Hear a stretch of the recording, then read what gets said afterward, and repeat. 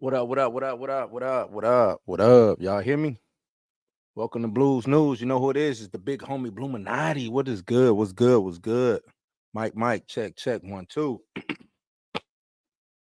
Um, yeah, crazy article came out today, right? Variety dropped a bombshell. I mean, it was something that I always talked about anyway, but you know, seemed like Variety kind of just confirmed what I always said about Marvel or was leaning towards when it comes to Marvel. So I guess, stay tuned, man. Let's get into it. This is Blues News. You know how I do. Let's How go. much time till we're on? We're on, Ron. What? We're on the air right now. I'm ready. Yeah. Yeah. Yeah. So like I said, man, Variety dropping bombshells today. They dropped the big one. Got the internet up in a tizzy, the Twitters and the social medias, and you know what I'm saying, YouTube's a lot of us YouTubers commenting on it right now. Oh yeah, before I get to it, don't forget to like, share, subscribe, hit that notification bell, man. Share, share, share, share. Hop into it. Let's go. So this is like I said from Variety. It says crisis at Marvel. Jonathan Major backup plans, the Marvels reshoots, reviving original Avengers, and more issues revealed. And this is by Tatiana Siegel. So salute to Tatiana Siegel for dropping this bombshell. Um, should I don't even know if I want to read the article and comment on it. I don't know because it's a lot of like I said, it's a lot of information. Says this past September, a group of Marvel creatives, including studio chief Kevin Feige, assembled at Palm Springs for the studio's annual retreat. Excuse me. Most years, the vibe would have been confident, even cocky, given how the premier superhero brand owned by Disney since 2009 has remade the entertainment business in its image. I like how they preface that. Normally, they'll go to these retreats, you know what I'm saying? Cigar, boozed up, confident, cocky. We out here killing the game, yada, yada, yada. Now, crisis management mode, right? Crisis management mode. Now, some of these crises um isn't of their own doing, but majority are or is. Right? Majority of Marvel's downfall is its own doing, its own hubris. That's just fact. That's just is what it is, right? Let's continue. It says this, but on this occasion was angst ridden. Everyone in Marvel was reeling from a series of disappointments on screen, a legal scandal involving one of its biggest stars, and questions about the viability of the studio's ambitious strategy to extend the brand beyond movies into streaming. Now, in actuality, as I read that, there's really nothing wrong with, other than the legal scandal, there's really nothing wrong with everything else. Trying to go big or go home, right? I'm trying to build this brand, go big or go home. It's some issue. The issue I take part in is what research, where did they go? Where did they hit their, you know what I'm saying, get down in the mud and see what's really going on in the environment that is Marvel. Because I think Marvel Studios only thinks that Marvel, that the movies is the only thing that matter. It might be the biggest money generator, but movies is not the only things that matter when it comes to Marvel, because Marvel is a comic book brand. Marvel Studios is a spinoff of a comic book brand. And I think Kevin Feige and the powers that be forget that. You are in the business of bringing comic book heroes, superheroes to life on screen, whether it be animation or live action. Just put a pin there. Just put a pin there. A lot of people are saying that their most pressing issue, Jonathan Majors, the actor who's been poised to carry the next phase of Marvel Cinematic Universe, but instead is headed for a high-profile trial in New York City later this month. The actor insists he is the victim, but the damage to his reputation and the chance he could lose the case has forced Marvel to reconsider its plans to center the next phase of its interlocking slate of sequels, spinoffs, and series around Major's villainous character, Kang the Conqueror. So they went heavy all in on Jonathan Majors as Kang. Not really an issue. Not necessarily their MO. You know, most of their villains have been one and done, right? Other than Thanos, most of their villains has really actuality been one and done. And Loki ain't even a villain no more, right? Kind of like an anti-hero or whatever you want to call it. So most of the villains is one and done. Now they're taking all their eggs, putting it into the Jonathan Majors basket. Still nothing wrong. Jonathan Major catches a case. Marvel sticks with Jonathan Majors, which I salute. Because I'm standing by JM also, but they don't necessarily have a plan down the road. Want to know why? Because Marvel does not write shit. They don't have a plan. We think that everybody thinks Marvel has a plan. Oh, they got this, they got that. Marvel doesn't have a plan. That we talk about this article of being a bombshell. The bombshell was the book that dropped a couple weeks back. And I forget what that lady was who wrote that book. She laid it all out. Marvel ain't had no plan for shit. They looked up into what they got.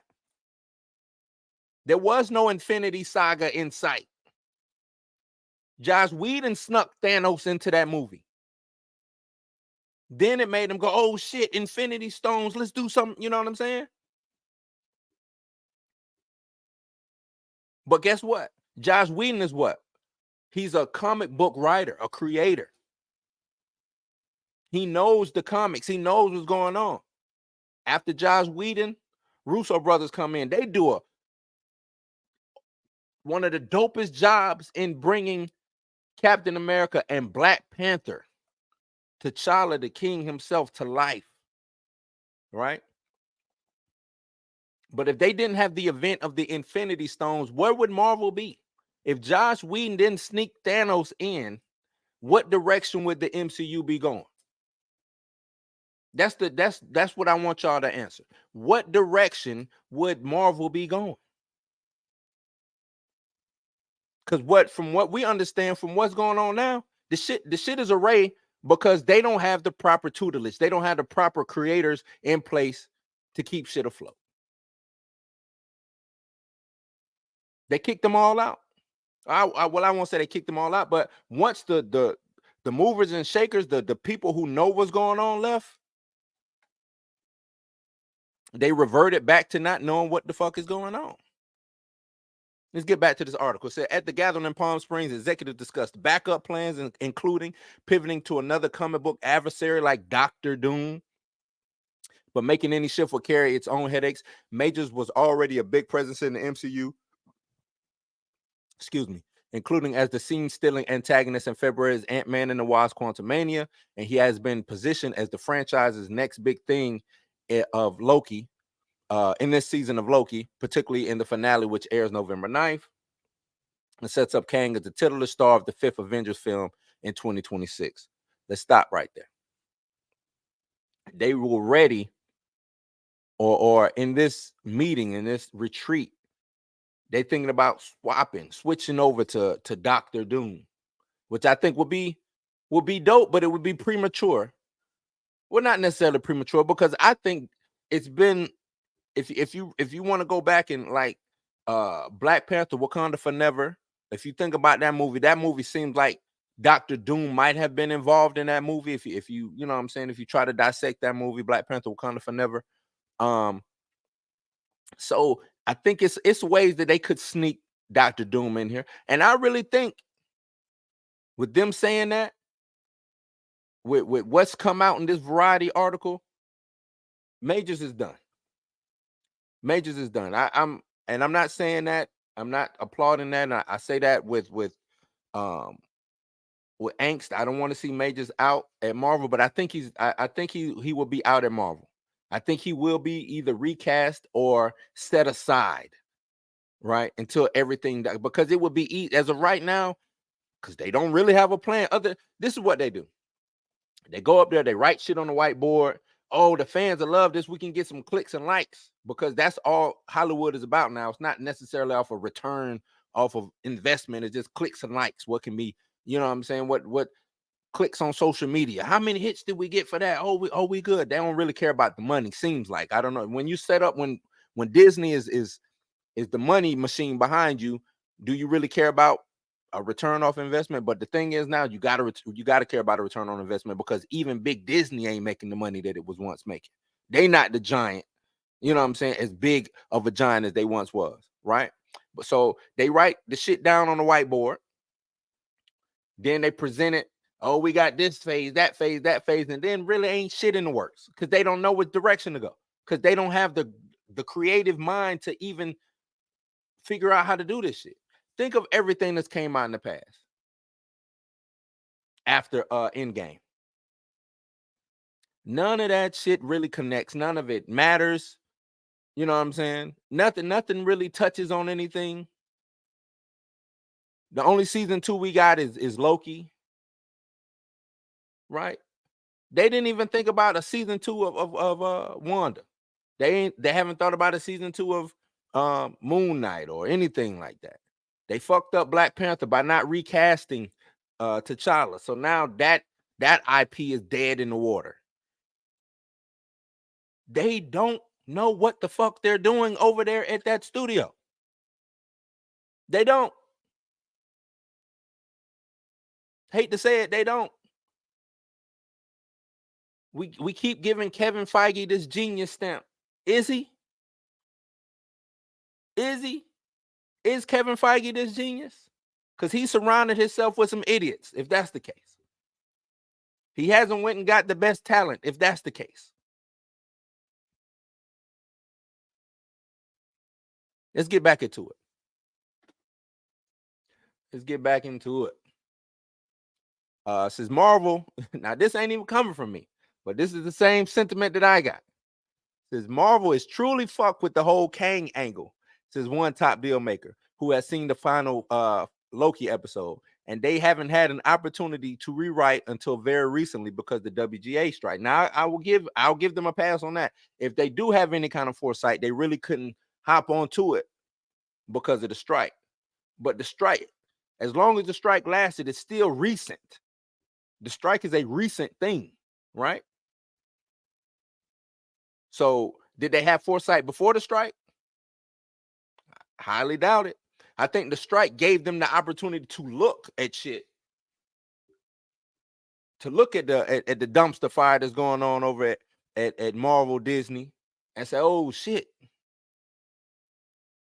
oh man, there's some things going on. We gotta stop it. We hemorrhaging. He says, but I don't see a path to how they can move forward with him. And that's what I don't think they can. Even the story that everything involving Kang, the storyline is going forward right now. Loki don't get me wrong. Season 2 of Loki is pretty good. But the overall going forward after this, and I haven't seen the finale or anything like that, so I could be talking recklessly out of the side of my mouth, you know what I'm saying, prematurely. But I just don't see hope for Kang. I don't see it. He's not a big bad to me. He was taken out by some ants. I don't care if y'all want to say, oh, they were quantum ants, civilization 2 ants, whatever you want to call it. He was taken out by ants. Ants. Oh, but that wasn't the real Kang. That was y'all. I don't care. Y'all present him. Excuse me. Y'all presented him as this big bad mofo, and he was taken out by some ants. Don't right? You know what I'm saying? So I don't see what storyline the Council of Kangs and Kang Dynasty. I don't even think y'all got the right minds over there to piece that together. I really don't. And I'm basing this off of previous work that's going on over there in Marvel. Let's get back into it. Beyond the bad press for majors, the brain trust in Marvel is also grappling with the November release of The Marvels, a sequel to 2019's blockbuster Captain Marvel that has been plagued with lengthy reshoots and now appears likely to underwhelm at the box office. Right? Yeah, fucking ants. Fuck. The Marvels whether good, bad, or indifferent. And same thing with Captain Marvel was placed geniusly in between. A lot of people say, look at that as a bad thing, right? That's not a bad thing. If I'm trying to push this product to somebody or to people or to whatever, I give them, I'm gonna place it in between, and I'm gonna set up an event to where this matters. What the bad thing about the Marvels is, it's coming out in the worst time possible. No, it's not gonna replicate the $1 billion blockbuster that its predecessor was. It's not gonna do that. Nothing is holding this movie up, and I don't. An Avengers movie probably wouldn't even do that. I hate to say it. And when I say an Avengers movie, I don't mean the OG Avengers. I mean, if they came out with their iteration of an Avengers movie right now, it would probably fare equal to, maybe a little bit greater than what the Marvels is tracking on. Probably a little bit more because of the Avengers name attached to it. But I don't think people will be rushing to see Black Falcon, Cap, and who else? Shit, we don't even know who the Avengers are right now. You know what I'm saying? I don't think people will be rushing to see that shit. So the Marvels might be a bomb ass movie. Marvels might come out and be one of the best Marvel movies that Marvel has produced. But it's been getting so much bad fanfare, bad slack, bad, you know what I'm saying? Everything, at every turn with the Marvels, it's been a battle. Right? From the strike. They can't go out and promote it. You know what I'm saying? People don't like Brie Larson for some reason. You know, no buzz, no interest involved because a lot of people just don't care. And why? And that's Marvel's fault. It's not the audience's fault. Like my man Kev right here says, I wish I was more interested in Marvels, but I'm not. And that's not Kevin's fault that he's not interested. It's Marvel's fault that y'all haven't generated a buzz to make it interesting to want to go see the Marvels. So I don't blame Brie Larson. This ain't the reason why that movie's gonna flop or fail if it does. I don't blame Miss Marvel. What's her name? Maslany. I think that's her name.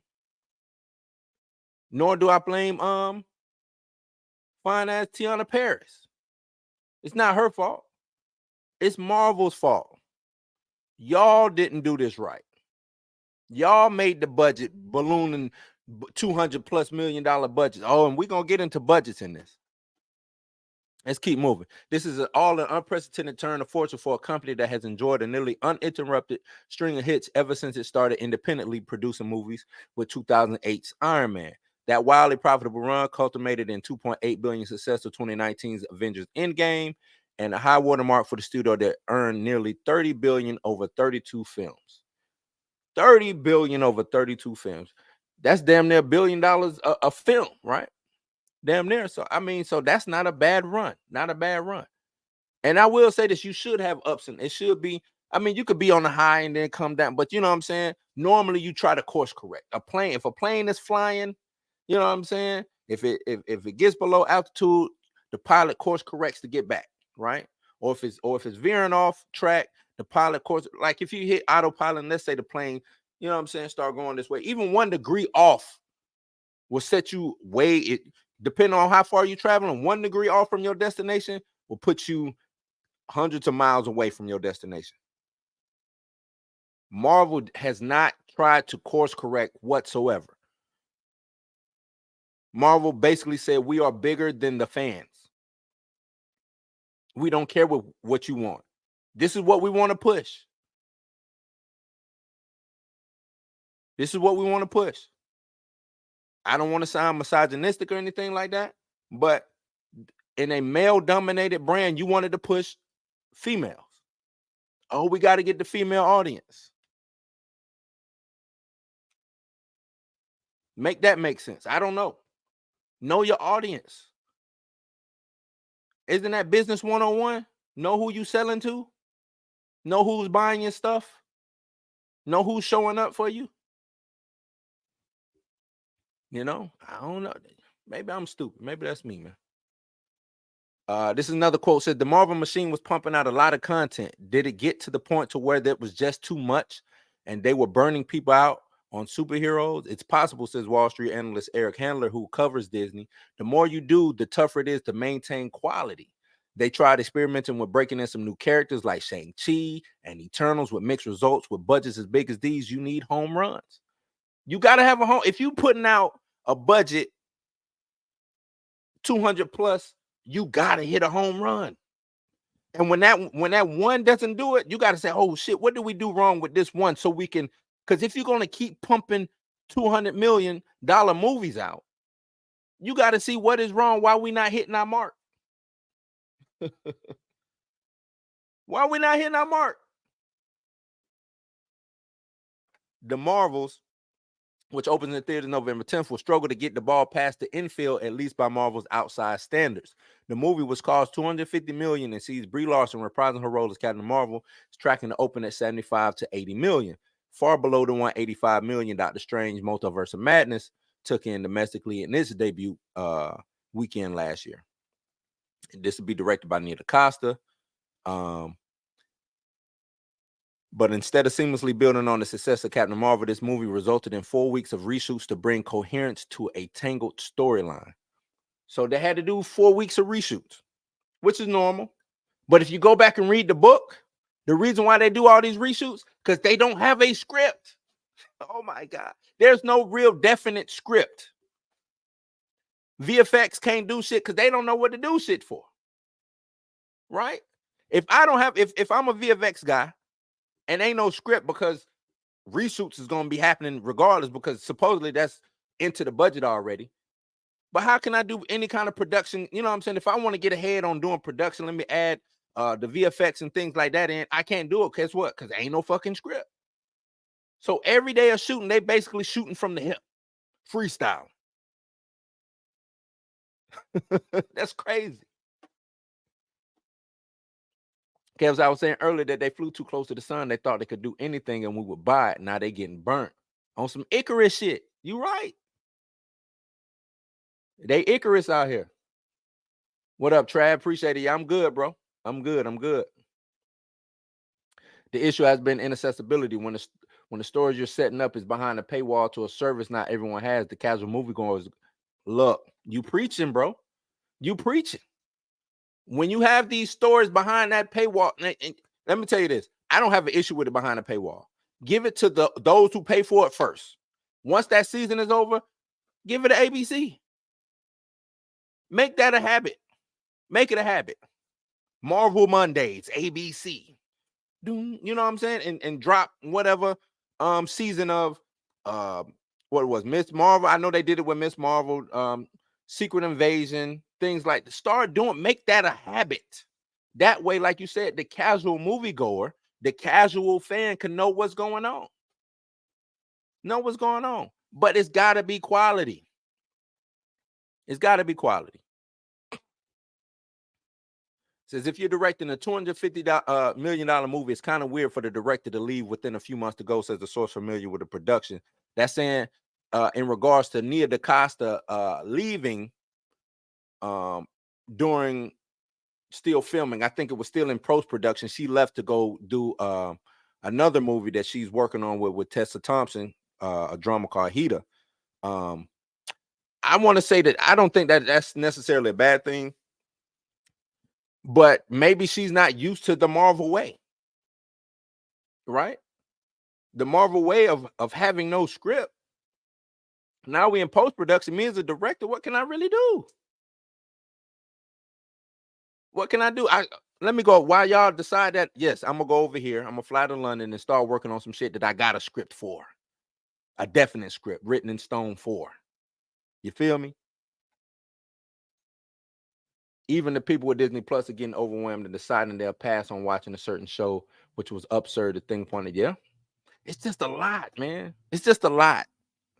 It's just a lot. Just a lot. It's crazy. All right. So Kevin Feige's this is another quote. So Kevin Feige's real superpower, his genius, so to speak, has always been in post-production and getting his hands on movies and making sure that they finish strongly. The source adds, these days he's spread thin. So basically during post-production, that's when Kevin Feige shows up, swoops in, right? He starts piecing things together.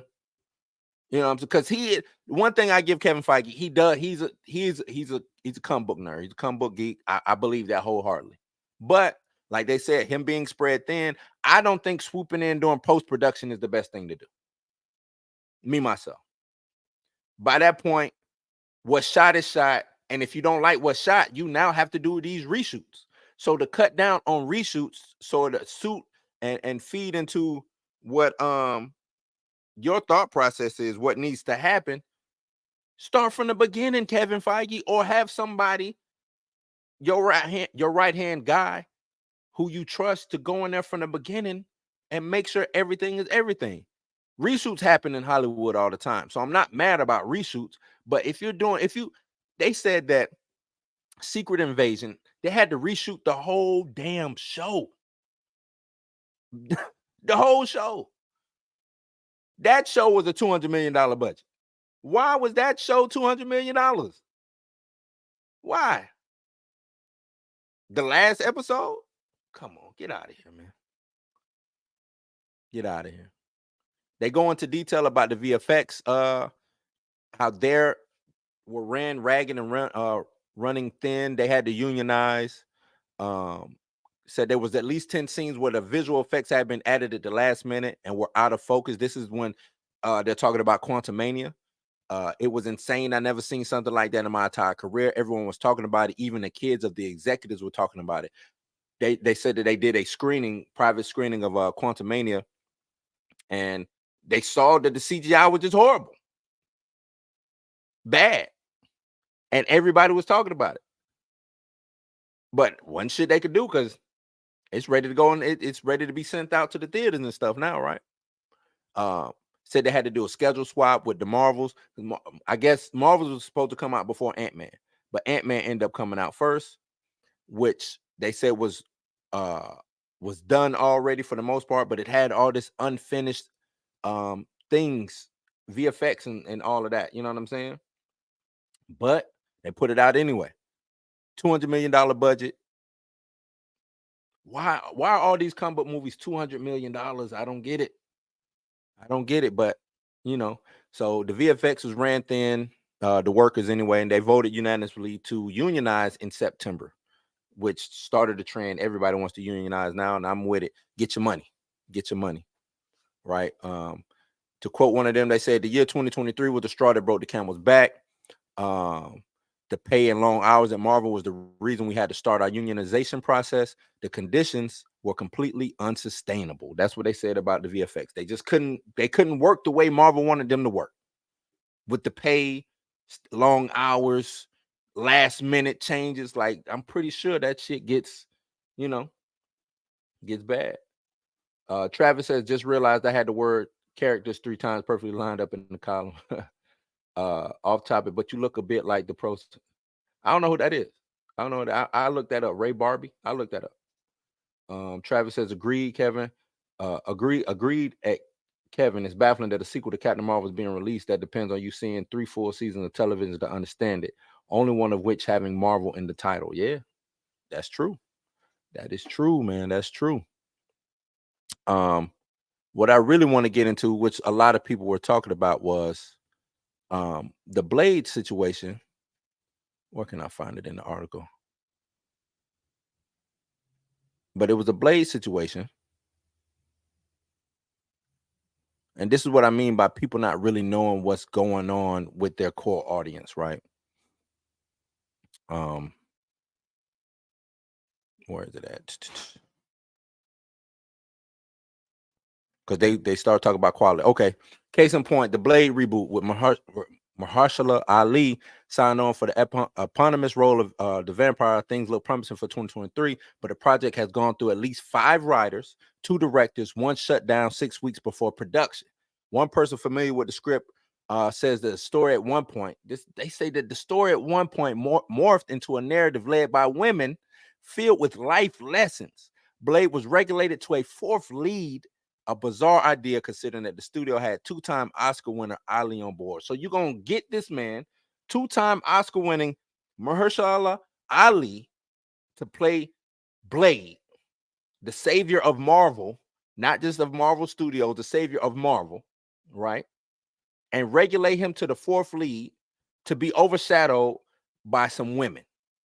I know I know the way I'm saying it sounds negative, misogynistic, but think about that. Blade, the lone wolf that he really is.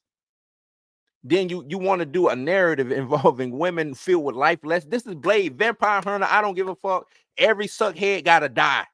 Blade. What are you talking about? How does that even get into the room? Why didn't they whoever even thought about that? Why wasn't that person kicked out? Get your ass out of it. You're not even supposed to be here. Do you know who Blade is? Like, why is that person here? So amid reports, Ali was ready to exit over script issues. Feige went back to the drawing board and hired Michael Green, the Oscar-nominated writer of Logan, to start anew. Speculation around town is the studio is looking to make the film, now slated for 2025, on a budget of less than $100 million, a deviation from Marvel's big spending. Finally, somebody smart. Something smart is going on. It's a renaissance over there at Marvel, maybe. Maybe they're getting smart. Smarten up. $100 million or less. Everything don't have to be shiny, bang, bang, CGI sparkles. It don't. It don't. But my thing is now, Mahershala Ali he's not a spring chicken. Right? Looking to make the film for 2025. Maybe, possibly. Blade should have been a priority. That's the thing about it. Blade should have been a priority. Why isn't Blade a priority? One positive of this is the MCU has been here before and recovered. 2023 had Iron Man 3, Dark World, Age of Ultron, would have mixed reactions. Civil War was grounded everything. True. Like I said, it's ebbs and flow. But I'm gonna tell you this. Even with that goes back to what I said about not having direction necessarily, right? Age of Ultron, I think that was Joss Whedon also. I don't think that they let Joss Whedon do what he can do with Age of Ultron, and that's why it ended up with mixed reactions. I don't mind Age of Ultron. It had some good and some bad in it. Thor: Dark World, I think it gets a bad rap. I think if you go back and you watch it now, I think it's a little bit more palatable. Iron Man 3, I just didn't get Iron Man 3. I think you could have left that one out, right? Or I don't know. That one just didn't. I don't know. That one just didn't sit well with me. I just didn't like Iron Man 3. I think it would be wise to do an hour-long Blade special like Werewolf by Night and release it next Halloween, introducing the character and giving him time to redo the feature film. You can do something like that, or have something with him featured in it. You know what I'm saying? To spark. See, that's the thing. Marvel had interest being sparked left and right. Everything led to something. You wanted to see it. It was time to digest it. It gave YouTubers time to talk about it, really get into it. I like to think about Star Wars. Before we got the prequel trilogy and then the sequel trilogy, there hadn't been a Star Wars for how long, right? Return of the Jedi came out what? When did that come out? 81 or something?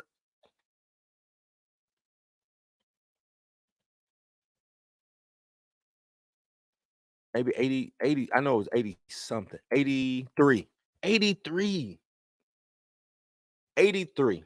So you hadn't had a Star Wars movie for how long? Because the next movie, episode 1,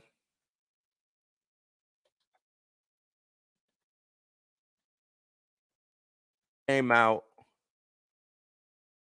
in 99. So you had 16 years. 16 years. That's how strong that fandom was. That's how strong the Star Wars fandom. I need people to really think about fandoms. I need Marvel to really think about fandoms. How strong is your fandom? Your fandom, not your casual fans. Because Star Wars didn't survive by casuals, right? Star Wars survived by fandoms. People showing up to the the cons, the comic cons and the events and things like that. Just like Trekkies. You know what I'm saying? Their fandom is strong. Marvel needs to realize how strong its core fans are. And when you do a disservice to your core fans, this is what you get. Don't do a disservice to your core fans is what got you here. Your core fans is what got you here. Why would you want to do a disservice to them? Trying to get some new fan base that does Marvel, that fan base does not exist. They're not going to go buy the comics. They're not going to go buy the merchandise, the toys. They're not going to show up to get Disney Plus to watch Miss Marvel or any of that. They not. They're not going to watch She-Hulk. They're not here for that. Feed your fans, Marvel. Feed your fans. Feed your fans. Barry Jenkins, who directed Moonlight and worked with Ali, would be a terrific choice for Blade. I think a visual stylist. You know what? You know what? Now you say that Ali was kind of shot in a kind of almost, you know what I'm saying? It was the low light. I could see it be used in a horror manner. You know what I'm saying? Something like that. I'm with you on that. Barry Jenkins, I'm looking at that. I like that. I like that. His visual style would be dope. Yeah, 83 was a new story to 91 with Heir to Empire. Yeah. But you see what I'm saying? Like, but their fandom still showed up. You know what I'm saying? Showed up, ready to go. Would it solve Marvel's hold on, where am I at? Where am I at?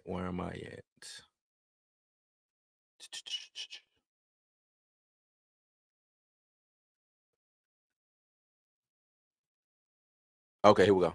So no, I already read that. So with Iger publicly acknowledging the downside of Marvel TV glut, the diluted focus and attention, the keepers of the comic book empire are considering some dramatic moves. Sources say there have been talks to bring back the original gang for the Avengers movie. So now they want to bring the original gang back. If y'all bring the original gang back, you know who got to come back? T'Challa got to come back. T'Challa got to come back.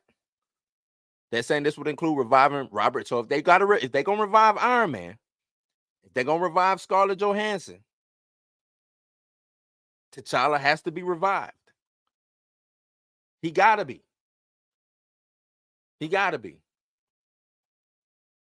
They're saying that this shouldn't be a stumbling block because in comic books, beloved characters are often killed off only to be resurrected thanks to the power of things like the multiverse. But the studio hasn't yet commented on the idea. If they were able to bring those actors back, it wouldn't come cheap. Sources say Robert Downey Jr.'s upfront salary for Iron Man 3 was around $25 million. Man, he got paid a lot for that horrible movie. Says, will that solve Marvel's major problems? When the Quantumania actor was arrested in March, Disney executives insisted that they could afford to play a wait-and-see game, given Avengers Kang Dynasty wasn't expected to begin shooting until early 2024. But then Majors was dropped in quick succession. I don't know why that matters about him being dropped from publicists and stuff like that. They didn't do that. I'm going to tell you this. Them dropping, I would sue them. You dropping me this is when I need you. My PR firm, this is when I need you. My publicist, I need you this is when I need you in a time of like this. This is what I pay you for. I don't pay you for when the shit is good. I pay you for when the shit is bad, when something bad happens. So if Majors does come out of this, I would probably sue them. I would sue them. Because that's not what you're supposed to do. You're supposed to paint me in the best light. You my publicist. You don't drop me soon as you see smoke. Oh, no, we can't fuck with you, dog. We out of here, bro. No, you're supposed to figure out how to paint me in the best light going forward. Because if you're doing that, I need all my money back. All my money back. I don't really care. We, ad nauseum about Jonathan Majors. Either they gonna rock with him or they not. That's all I got to say. Either they gonna rock with Jonathan Majors or they not. It's if they don't rock with Jonathan Majors, I won't necessarily be mad. They stuck with him as long as they could. You know what I'm saying? If they figure out a way to just sideline him until things get figured out and then bring him back later, I'm with you. It's plenty of ways that they could play this. They don't have to fire him. They don't even have to get rid of him. Kang right now is he really holds no weight in the MCU. I know they trying to, it's Kang, he's scary. He really holds no weight in the MCU. So they could sideline this character, pivot to somebody else. Right? Pivot or do a whole new. I mean, if we're getting X-Men and whatever going on with Deadpool, let all that play out, let that wrap up, and then we can come back in with Kang and Kang Dynasty and all that going forward. That's what I think could happen. Or sideline them and don't even bring them back up. Just people forget, live and let live. That's how I feel. Let me see. So they could do a recast kind of like they did with Terrence Howard and Don Cheadle. That could happen. Yeah, that could happen. I've seen some people talking about if they did recast, do like Denzel Washington as Kang or it was somebody else they mentioned. I can't remember. But I could see that happening. Doing a recast. Says, in fact, Marvel isn't afraid to change direction even after making splashy announcements. Armor Wars was first unveiled as a series and now being developed as a feature, while the studios pushed to adapt the comic book Inhumans into a feature film generated headlines, but it's now dormant. Don't bring Inhumans back. Leave Inhumans where, just let it die and rot. Let it die and rot. Hit these comments real quick. The key isn't to release an okay series with new characters people don't know. Release a story with the character everyone loves, introducing characters people want to see. Indeed, that's true. It's a little too late, but I think revealing T'Challa has been keeping Killmonger alive in that stasis pod. Requesting he be shown the world rebuilt without violence could have been great. It's a lot of things. Look, man, it's not a little too late. It's not. It's not. Nate Moore, Ryan Coogler, y'all killed the Black Panther franchise. Look at me. I said it. Y'all killed the Black Panther franchise.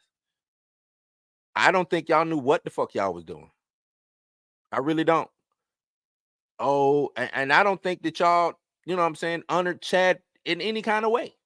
I think y'all destroyed his legacy. Y'all killed this man's legacy by not recasting. Y'all killed it. Y'all killed it. Y'all know how big that character was? What it means? And y'all destroyed it. The Black Panther, yes, it's a mantle, but it's not a mantle like that. It's not just to be passed on person to person to person. Everybody can't just wear that shit. Everybody ain't worthy to. It's like Thor's hammer. Everybody really ain't worthy to have that shit. And if somebody does have it, it goes right back to T'Challa. Whatever. I digress. So the movies need a draw of a character that audiences are constantly following, like Spider-Man, Star-Lord, Thor, etc., used them to learn what's going on in the larger MCU so audience learn too. I agree. You hitting it. Hey man, you preach. You preaching today. You right. You somebody that's will give the audience a POV of what's going on that's a popular character. I got an idea. T'Challa could have been that. He could have been the guy, you know what I'm saying? He everybody's business anyway for the most part. He could have been that guy popping up here, you know what I'm saying, telling the story there. Or if they knew how to write, Captain Marvel is not a bad character. Not a bad character. If they wrote her correctly and used her the right way, she could have been that, right? She's not the most popular character. I mean, after y'all killed Iron Man and sent Captain America to wherever the hell he went to, old Cap and stuff. Speaking of recast, y'all could have instead of making him get old because he didn't want to do it no more. Y'all should have just recast Chris Evans to keep Cap going. But y'all don't understand recast. This is comic book. Comic book. Y'all are doing comic book movies, right? Comic books. People die, come back. They don't age. It's okay to recast. It's okay. It's all right. As a fan, a comic book fan, I understand. I understand. Look, I love Hugh Jackman as Wolverine. But Hugh Jackman gets old. Wolverine don't. Actors don't want to play these roles for that long. But the character still the character. Killing Iron Man off, genius. It galvanized things. You know what I'm saying? Audience felt it. Wait a little while, bring him back. Bring him back. Endgame wisely knew audiences didn't like or remember Thor Dark World, so they had their Thor tell the story in a comedic way. People treating it as such, making it endearing so the story can work. I'm cool with the way the Thor direction went in Ragnarok. What got bad was Thor 4, Dark Love and Thunder. That was way over the top. It was no balance. I get it. To make Thor, even though Thor is a serious Norse god, he's still a Norse god who's been around for however long. So I'm pretty sure you can't be serious like that. You know what I'm saying? I'm pretty sure he laughs at humans. You know what I'm saying? Things of that nature. As much as he loved Midgard, he probably finds some of that shit funny, right? So I like the way they did Thor with the comedic take. But if you go back and you watch Ragnarok, you had the comedic takes, but then you also had the seriousness of it. It still felt grounded. It still felt like it was some kind of stake involved, Hulk fight. You know what I'm saying? Like all of that. Get back into it. Says while Feige recalibrates the rest of the industry, is anxiously hoping that Marvel's best days are not behind it. They say, quote unquote, writing the Marvel obituary will be ill-advised, says Jason Squire, professor emeritus at USC School of Cinematic Arts and a host of the Movie Business Podcast. Kevin Feige is the Babe Ruth of movie executives, and Marvel has the most profitable track record in movie history. No question. I agree. Still to what it do. I like this one. It says the key to reinvigorating Marvel may lie in the superhero arsenal that Disney acquired during its 2019 purchase of 21st Century Fox. That deal brought in several blue chip heroes such as X-Men and Fantastic Four back under the studio's control. Already fans are geeking out over the next year's Deadpool 3, which unites Ryan Reynolds' Merc with the Mouth with Hugh Jackman's Wolverine, and a reboot of Fantastic Four slated for 2025. As a bonus, the Fox additions give Feige an opportunity to reimagine the X-Men franchise, the property which he cut his teeth on as a young executive at Lawrence Schuler Donner's production company. Now that the WGA strike is in the rearview mirror, Marvel has started talking to writers about bringing the X-Men into the MCU fold. This should have been they should have went from Avengers Endgame, X-Men. They should have found a way to bridge that ASAP. Or Avengers Endgame, Fantastic Four, ASAP. That's where they fuck. That's their major fuck up. Not just not having no direction, but you really had no direction. You really had Shang-Chi. You know what? You really could have used Eternals as that bridge. That was your exit to X-Men. Or your exit to Fantastic Four. You had the bomb vehicle in Eternals to use it to exit into X-Men or Fantastic Four. And you didn't take it. You want to make Eternals into an art house movie for the most part. And I like Eternals. I like it. Not gonna lie. But it was a bad MCU movie. Right? Good movie, bad MCU movie. That's what it was. So when you don't have that direction and you don't know where you're going and you got so much hubris to where you so big you can't fail, and when the walls start closing in and shit start hitting the fan, you don't even know how to fix it. You had no quality control. Just willy-nilly with the shit, man.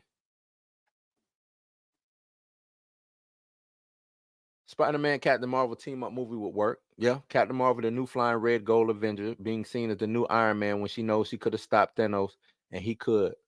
Yeah, I like that. I like that. I like that. Both Peter and Carol bonding over being seen as Iron Man Jr., but also missing their use as Peter's life is erased and Carol doesn't remember hers. Ooh, okay. Look, Trav. Hey, you've been on it, bro. You've been hitting it. You've been hitting it out of the park, man. You've been hitting it out of the park. Zero overall direction. They was in freestyle mode. Ain't the D-Stizzle. They was up there, mic in hand, in a cipher. All the creators was just in a cipher, just going back and forth, freestyling. Freestyling. Eternals was the late fourth quarter film to me. Yeah, and that's that's probably where they should have put it, late fourth quarter. Because it was an art house film. Like it felt like it should have been like Oscar, like we making this strictly for the Oscars. That's kind of what it felt like. It wasn't a superhero film, so to speak. It was like it had superheroes in it, but it was a you know what I mean, like a art house film. Those films that get nominated for Oscars and shit, and you be like, man, what the fuck is that? I ain't never seen them shits. Don't even be in theaters and be winning Oscars. Like you ain't never seen it. Was reviewed at Cannes Film Festival. Everybody loved it, but you never saw it a day in your life, and probably won't ever see it a day in your life. But it wins best film. That's kind of seemed like Eternals was trying to be. You know what I'm saying? I might go live myself, discuss the Variety Report. Yeah, man. Do that, dude. Look, this Variety. Hey, it was a bombshell, but most of this I already knew. A lot of people was blind to the fact of what Marvel had going on. When that book dropped a couple weeks back, it just basically let me know what was really going on.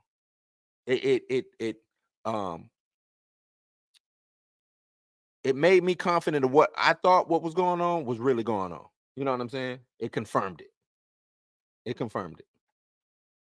And you already know, Gray. You already know. Bring back the king, man. Y'all want to win? Bring back the king. This guy can lead your franchise to the promised land. Everything that you want to do going forward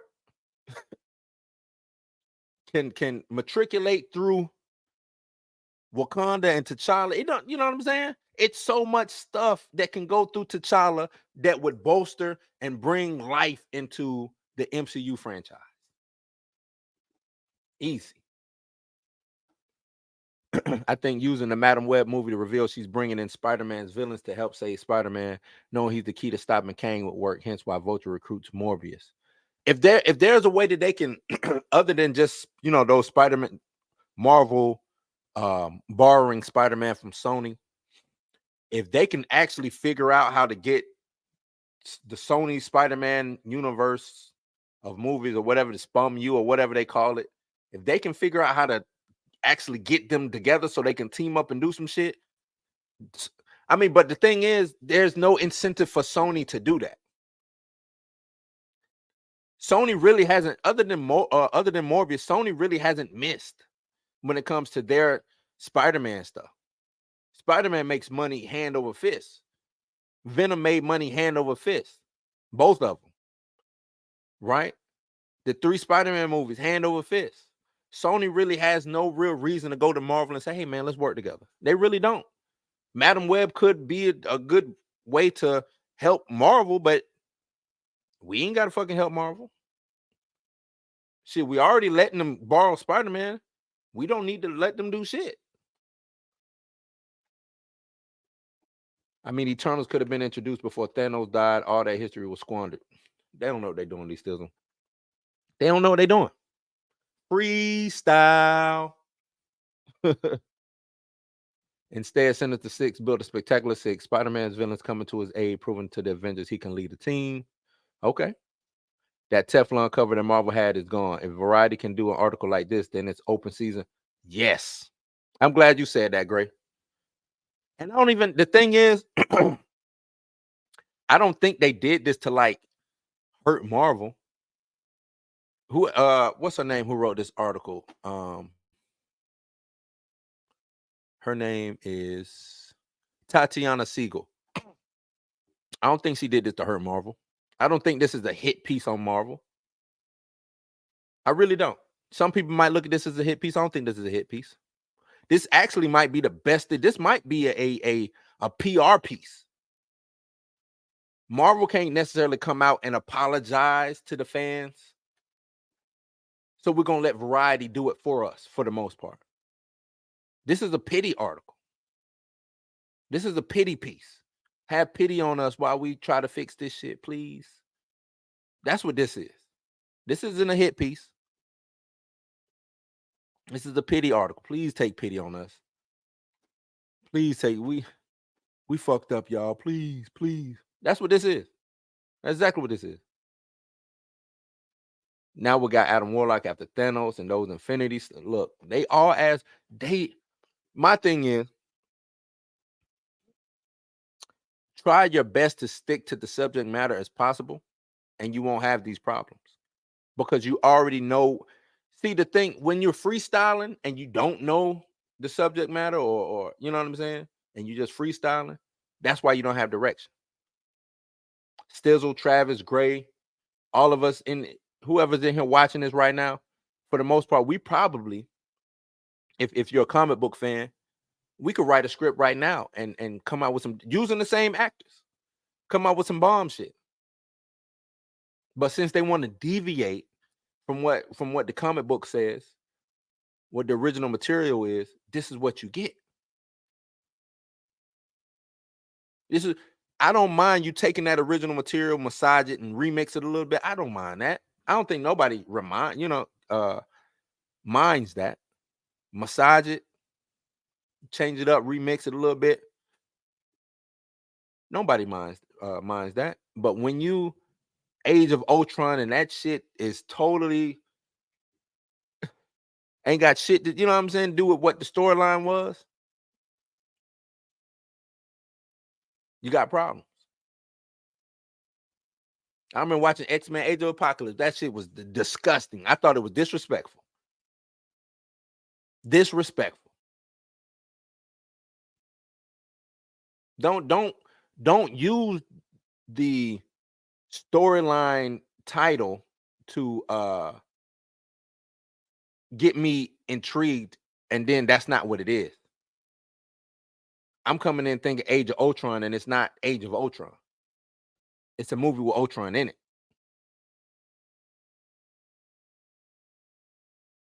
Don't give me Age of Apocalypse, and it's not the Age of Apocalypse story. You lied to me to get me to come see it, and I see this disrespectful ass shit. Right? If you're gonna be on some new shit, be on some new shit. Don't try to sneak me with something that I recognize, a storyline that I know is dope, and that shit ain't got shit to do with shit. No, don't do that. Let me see. Talking to D Stizzle. Sony can look at Marvel Studios like y'all need to fix y'all house before you can tell us what to do with ours. Yeah, no, Sony is golden. Sony is golden. Even like I said, that Morbius did not hold Sony back. It didn't hold Sony back. Morbius probably did what it was supposed to do. I don't know the numbers on Morbius, but it probably did what it was supposed to do. It probably, I guarantee, it probably broke even or made just enough. It probably did. Speaking of its open season, Cobra Kai is a show that can prove take some bad sequels, use them to make the story better than ever. Yeah, yeah. Cobra Kai. Cobra Kai is a way to rewrite history, right? Because that's all Cobra Kai is doing. It's rewriting history. But it's using the established history to rewrite the history, which is genius. That's what you do. New generation, same old characters, bring them in, use the old characters to push the new characters. You got a whole new Karate Kid storyline going on. While the old Karate Kid storyline is still going on in the background. Genius. It's genius. It's something that Marvel needed a long time ago, unbiased critique. Exactly. Yep. See, Keita says T'Challa needs to be a part of the Illuminati. That would be if they only knew what they really had with the Illuminati, right? If they only knew what they really had with the Illuminati.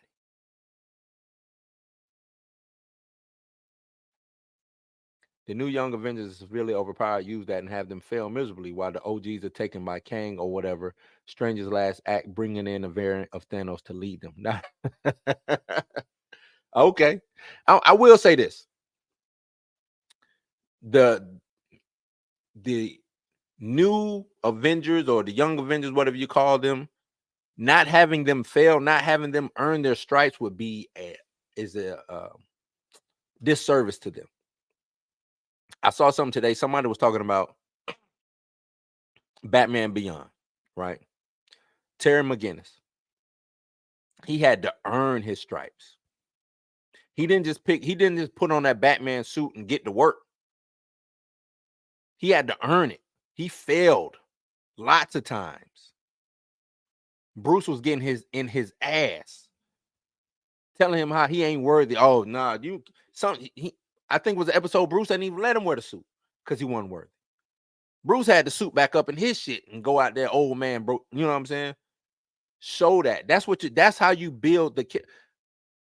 I was in the military. When I came in fresh off a boot, you think that I was hot shit? I mean, I might have thought I was hot shit, but they didn't think I was hot shit. I had to earn that respect. They might have saw value in me or saw that I can do the job. But I had to earn that respect. I had to show them that I can do that shit. That's how it should, when passing the baton, you know what I'm saying? You don't pass the baton to the slow guy, to the guy who can't do what you just did. You got to earn that shit.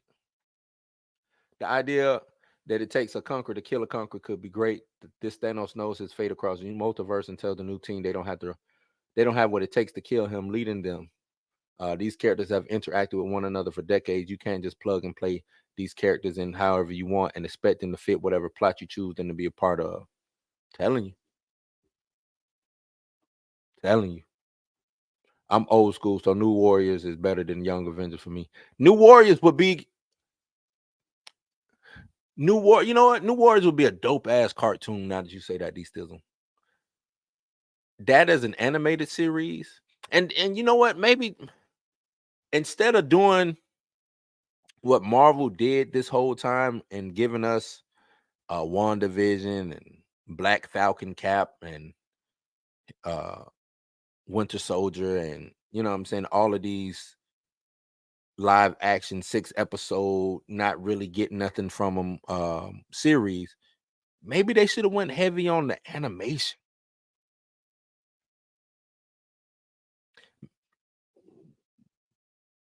Excuse me. Maybe they should have went real heavy on the animation. Not What If. What If was horrible. But tell some of these stories in animation to keep the brand going while you come up with your next direction. You want to do a Shang-Chi movie, but you introduce the character Shang-Chi in these animations. Eternals.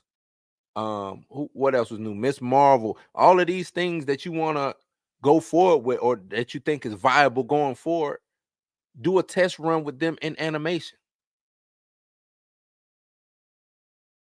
How do they fare in animation?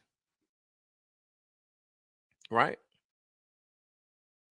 Disney Plus isn't big enough, doesn't have enough. It's not Netflix. So like when Daredevil and Luke Cage and Iron Fist and all of them happened, Punisher, they got the bandwidth over there of viewership to make those things a hit, right? And it wasn't boom, boom, boom, boom. We got to sit with Daredevil. We got to sit with the Punisher. We got to sit with Luke Cage and the Defenders and Iron Fist. We got to sit with them, digest them. You can't digest WandaVision because Black Falcon Cap is coming out next week. Can't digest Black Falcon Cap because Loki's coming out next week. So you don't even get the chance to sit with these. You know what I'm saying? So imagine a Barbosa Apollo Creed version of Thanos, Strange saving him from his timeline, showing him how much worse Kang is than him, placing Thanos on the side of the Avengers. Okay, I see you want Thanos on the Avengers. You know, it was a run where Thanos did work with the Avengers, though. So I will give you that. I will give you that. Night Thrasher, the skateboard New Warrior, is one of my favorite. Yeah, Night Thrasher, that dude. You got street level superpower mutants and the Atlantean covered on that team. Look, man. Look, man. Have Arishem from the Eternals placing everyone who altered existence on trial, judging their timelines against all the others. Star Fox, Thanos brothers coming to Earth and recruit. I'm glad you brought up Arishem the judge. Where the fuck is he at?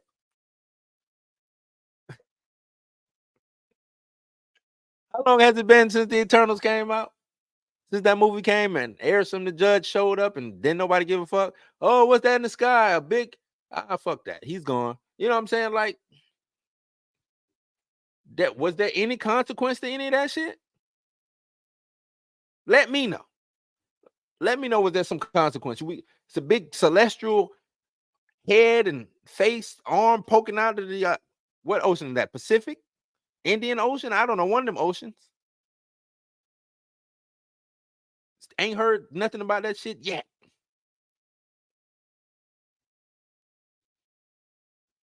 Not the US government, not the Chinese government, not Australian government, African government, Wakanda ain't said shit. Like, come on, man. Where y'all at? Where y'all at? Thanos had to work with your Guardians. Yep.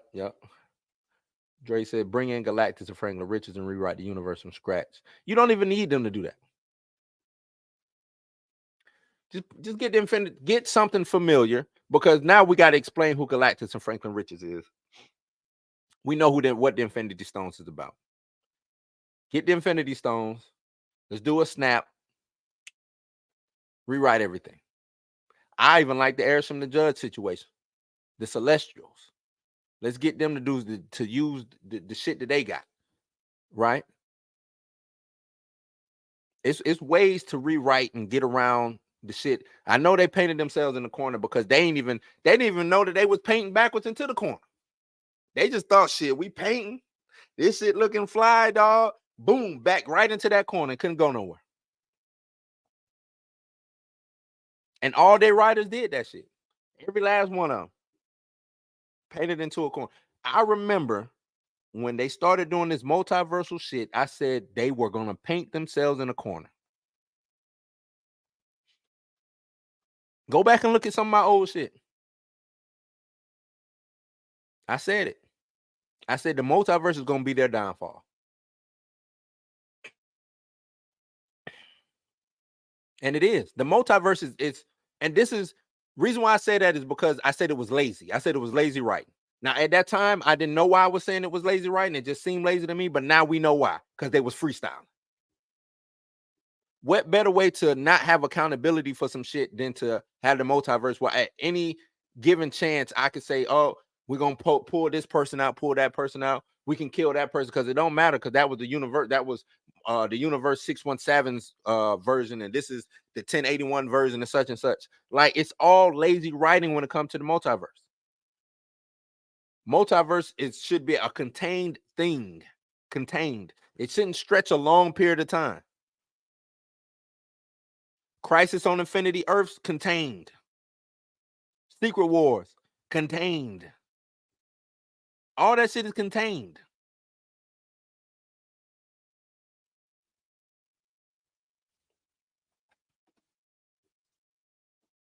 Several cats still think this is all part. There is no plan.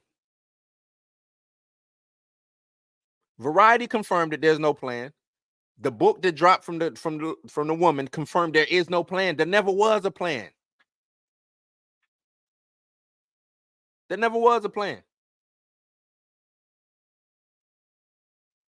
Retcon Galactus into a celestial who will devour whichever timelines loom the secret wars that have it be every variant teams up with another, so the multiverse can exist in harmony. They don't even know what a timeline is. Different. Tell me, what's the difference between a timeline and a universe? Can somebody answer me that in the chat? Can somebody tell me what's the difference between a timeline and a universe? Can somebody please, because they don't know. They don't know. They don't know. How can you have a female variant of a timeline? Not from a different universe, but from a timeline. Are timelines different universes? Somebody please explain that to me. Explain, because what is a variant? What's a variant? I'm glad. Let's get into this. This is where they fucking me up at. What's a variant? Loki, there's a female Loki, not because he changed his using magic to change his, you know what I'm saying, his gender, but somehow there's a female Loki. That's a variant.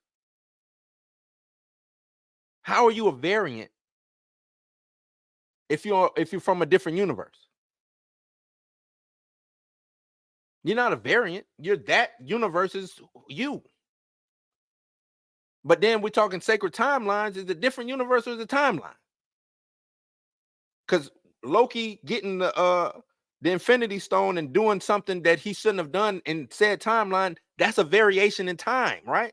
Or a variation in what he should have done, which makes him a variant, right? Which means this point was a step off point to a whole new timeline. That makes sense. That makes sense. Same universe, different timeline. That all makes sense. Where does Sophie come in at? Or Sylvie, whatever the hell her name is. What does she show? How does tell me where she at? She was born a girl. Yeah, where? Is it a different timeline or a different universe? Somebody help me out. Please help me out.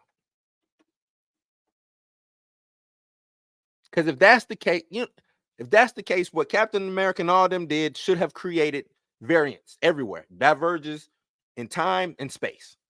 Even if they went back and put the stone back where it still should have created that. That's the boot loop paradox. Boot loop paradox.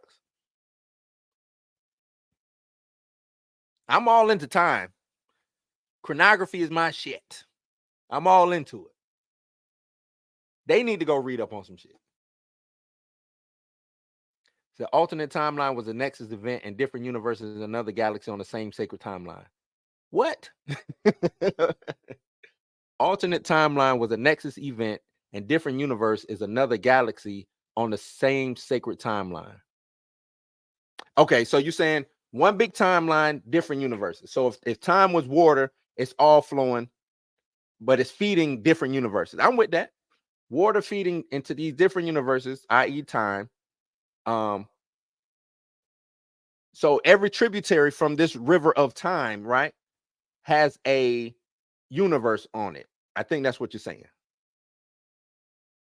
right? So if a river has these tributaries and it's feeding these smaller rivers or whatever, these smaller systems, the smaller river over here has this timeline 1, 2, 3, 4, 5 tributaries, but the sacred timeline is what feeds these timelines. I think that's what you're trying to say.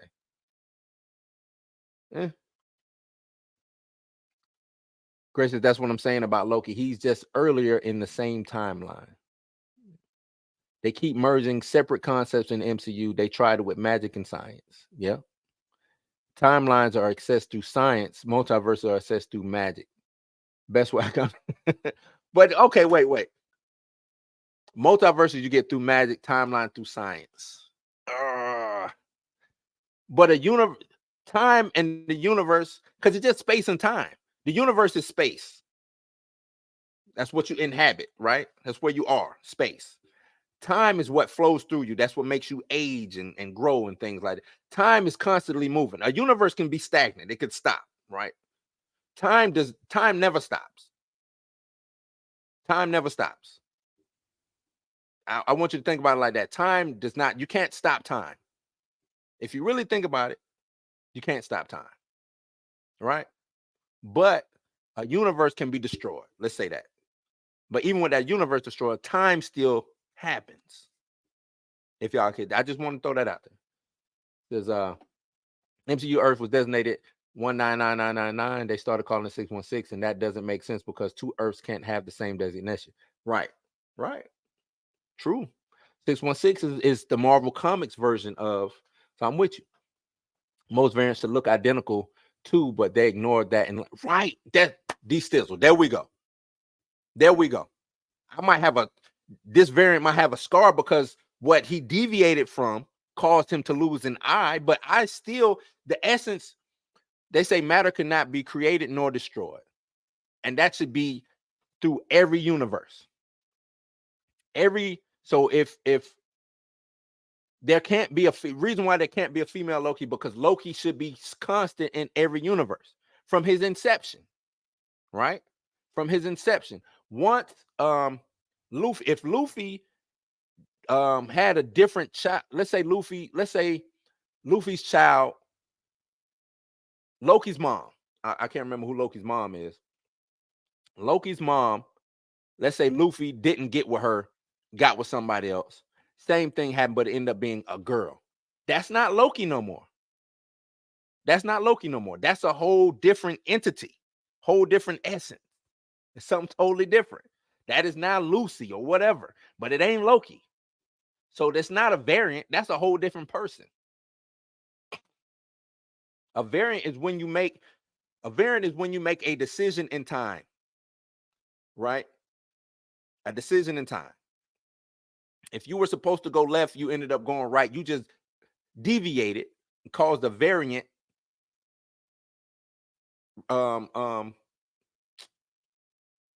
Yeah, you deviated. So now, boom, you get hit by a car. You die over here, or you break a leg or something. So that Loki or whoever changed broke a leg, right? So the timelines of forward and backwards universe are separate existences entirely, where nothing has to be the same. The Spider-Verse films, however, make them seem like the same. No, timelines aren't forward and backwards. And I think that's where they mess up at. Time doesn't flow forward. Time is everywhere. Time is. A universe isn't everywhere. Like I said, time is everything. Everything is time. Time is everything. A universe is contained in this area. That's why if you watch Loki, you got this black hole over here, this black hole over there. And outside, that's why they say they exist outside of, they don't necessarily exist outside of time. Time is still going on. Time is still happening. That black hole holds this universe.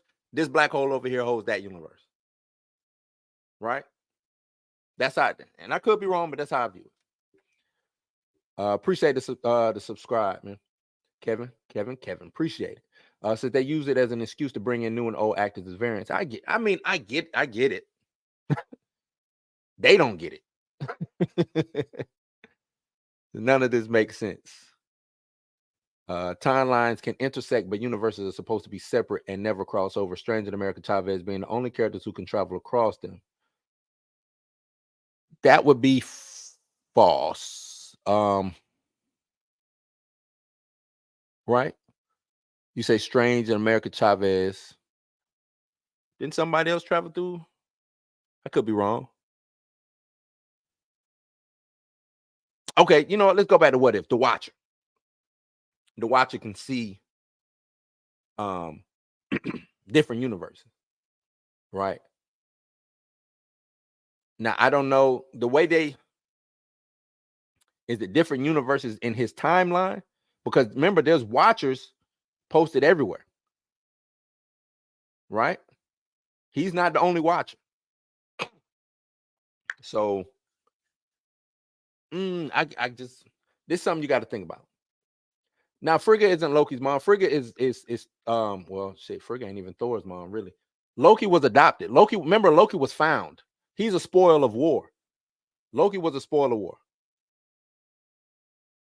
Right? Odin took Loki as basically a trophy for beating Luffy.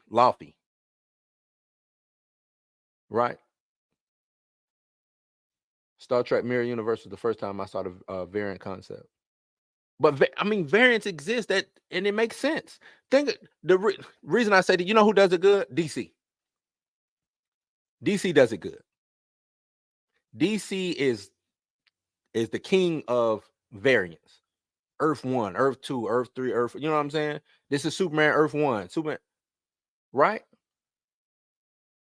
Now, if that Superman is Clark, see, this is where they get you. Every Superman isn't Clark Kent, though. Right? Every Batman isn't Bruce Wayne. The title stays, the person changed. Right? Title change. Title stays the same, person change. That's how you do that. So now let's go back to Sylvie. Instead of Sylvie being a Loki, Sylvie should have been Sylvie or the Enchantress. She could have still been raised. She could have still had the same upbringing as Loki. Right? Still could have had the same upbringing as Loki. But she isn't Loki. Grew up the same, not Loki. That's how you do that. That would be a variant from a different timeline. This is what happened. We deviated. The timeline deviated. Instead of Loki being born or being found, they found Sylvie, the Enchantress. Enchantress grows up in Asgard under the tutelage of Odin and Frigga and things like that. Half brother, step brother being Thor and all things like that. Right? Boom. Easy. That makes sense. Still, Loki being a girl, no. But we knew why. This goes back to the writers and agendas, right? This is why, and no disrespect to these writers, but when you want to push an agenda or self-insert yourself into something that you shouldn't be self-inserted in, this is what you get. They wanted to make Loki, they wanted to push that. I hate to go there, but trans ideals, gender fluidity and stuff like that, they wanted to push that. That's why you get a female Loki. And there's really no real reason to have a female Loki. Now, if they would have had to where Loki got stuck in female form, makes all the sense in the world. All the sense in the world. I see y'all going in on who's Loki's mom and I mean, I'm gonna have to go back and really because I think Stizzle said it. I think Stizzle said who it is. Let's see. We need a biologist in here to talk about sperm selection with Frost. No, we don't, Kev. We don't. Oh man. Let's see. Say Jonathan Hickman did a really good job breaking down Jonathan Hickman, but he's the man. He the man when he takes his time to write these things, put them where they properly need to be, and let them evolve and explain themselves.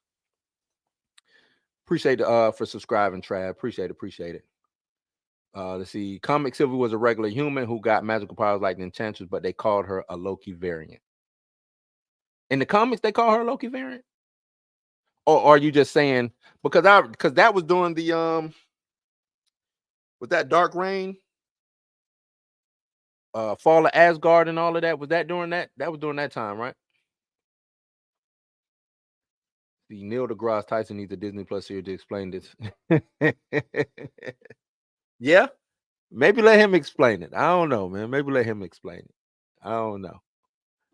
But yeah, man. I've been going on an hour and a half. This was only supposed to go an hour, man. So I appreciate everybody who rock with me. I got some things I got to do. So I'm about to get up out of here. But everybody who subscribed, I appreciate it. Don't forget to like, share, subscribe, hit that notification bell. Yeah, I thought so. Dark Reign era when Asgard went to Oklahoma. Yeah, I thought it was familiar because I was like, where did I see this from? And then they even said she went to Oklahoma, right? So yeah, that's where. So they convoluting shit. See, they nitpick, they pull some shit and say, yeah, let's do this, and then not really do it. Only take a character from it. It's trash, man. Whatever. But I'm out, man. Like, share, subscribe, hit that notification bell. See you next time. Don't forget I go live with Dre Mac on Mondays. We do Blurred AF. And also Thursdays, me and Mika, we do Blues House Live. And that'll be around 8. Both of them. Monday at 8, Thursday at 8. Check us out. Like I said, appreciate everybody coming, checking me out.